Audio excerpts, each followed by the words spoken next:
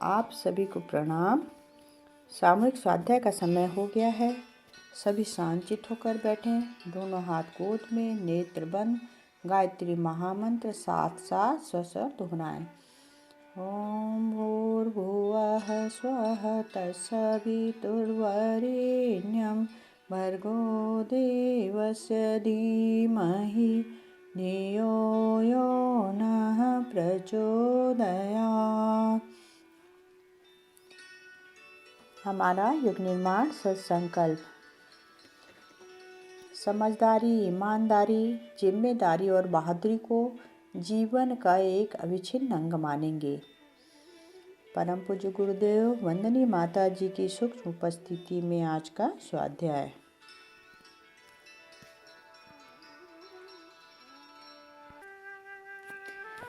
यज्ञोपवीत के बारे में हमारा स्वाध्याय चल रहा है, उसी के आगे का क्रम आज हम देखेंगे।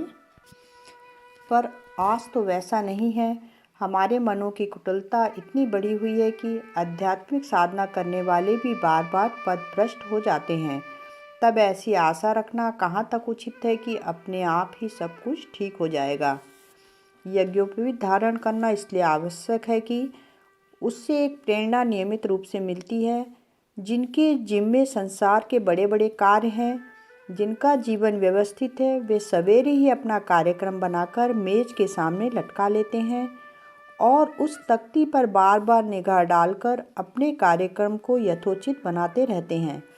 यदि वह याद दिलाने वाली तख्ती न हो तो उनके कार्यक्रम में गड़बड़ पड़ सकती है।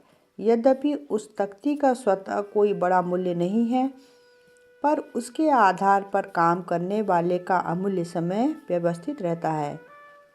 इसलिए उसका लाभ असाधारण महत्वपूर्ण है और उस महान लाभ का श्रेय उस तख्ती को कम नहीं है। जनेऊ ऐसी ही तख्ती है जो हमारे जीवनोद्देश्य और जीवन क्रम को व्यवस्थित रखने की याद हर घड़ी दिलाती रहती है। जिन उच्च भावनाओं के साथ वेद मंत्र के माध्यम से अग्नि और देवताओं की साक्षी में यज्ञोपवीत धारण किया जाता है, उससे मनुष्य के गुप्त मानस पर एक विशेष छाप पड़ती है। यह सूत्र यज्ञ में एवं अत्यंत पवित्र है। इसके धारण करने से मेरा शरीर पवित्र है, इसलिए इसे सब प्रकार की अपवित्रताओं से बचाना चाहिए।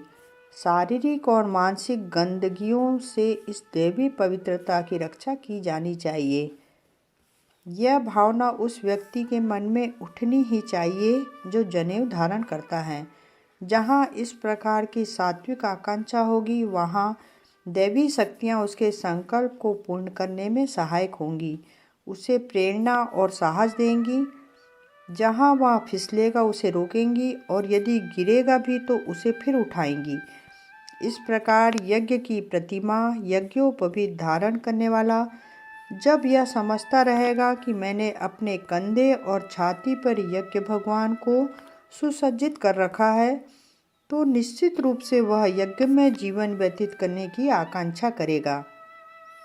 इस प्रकार की आकांक्षा चाहे कितनी ही मंद क्यों न हो, प्रभु के प्रेरक आशीर्वाद के समय मनुष्य के लिए सदा कल्याणकारी ही होती है और इससे दिन व दिन सन्मार्ग में कल्याण पथ में ही प्रगति होती है। यह प्रगति चूँकि ईश्वरीय प्रगति है, इसके द्वारा प्राणी सब प्रकार के सुख शांति का अधिकारी बनता जाता है। श्रेष्ठता का आवरण पहन लेना, अपने आप को ऐसे पवित्र बंधनों में बांध लेना है जिनके कारण पतन के गर्त में गिरते गिरते मनुष्य अनेक बार बच जाता है। बाह्य वेश को देखकर लोग किसी व्यक्ति के बारे में अपना मत बनाते हैं। लोक मत की दृष्टि में कोई व्यक्ति यदि अच्छा बन गया तो उसे अपनी प्रतिष्ठा का ख्याल रहता है। मन विचलित होकर जब कुमारगामी होने को तैयार हो जाता है, तब लोक लाज एक ऐसा बंधन सिद्ध होती है जो उसे गिरते गिरते बचा लेती है।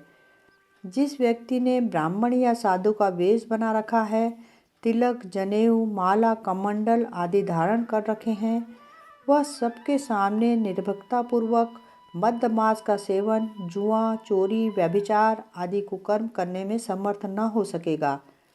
करेगा भी तो बहुत डरता डरता छिप कर, अल्प मात्रा में। पर जिन्होंने अपने को प्रत्यक्ष रूप से मद्यमांस विक्रेता तथा पाप व्यवसायी घोषित कर रखा है, उनको इन सब बातों में तनिक भी झिझक नहीं होती। वह इन कर्मों को अधिक मात्रा में करना अपनी अधिक बहादुरी समझते हैं। रामायण में पतिव्रता होने का कारण लोकलाज को भी बताया है। असंख्य स्त्री पुरुष मानसिक व्यभिचार में लीन रहते हैं, पर लोकलाजवश वे कुमारगामी होने से बच जाते हैं।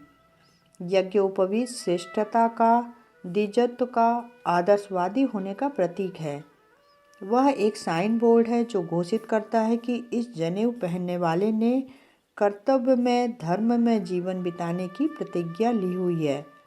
जो इस प्रकार का साइन बोर्ड कंधे पर धारण किए हुए हैं, उसे अपने मार्ग से विचलित होते हुए झिझक लगेगी।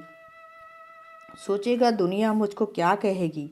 इस प्रकार की लोकलाज बहुत हद तक उसे कुमारगामी होने से रोकेगी। वह भूल या पाप करेगा तो भी झिझकते हुए कम मात्रा में करेगा। उतना नहीं कर सकेगा जितना स्वतंत्र होने पर निर्भय और निर्लज मनुष्य निरंकुशतापूर्वक अकर्म किया करते हैं। आज का स्वाध्याय यहीं तक। आप सभी को पुनः प्रणाम। धन्यवाद।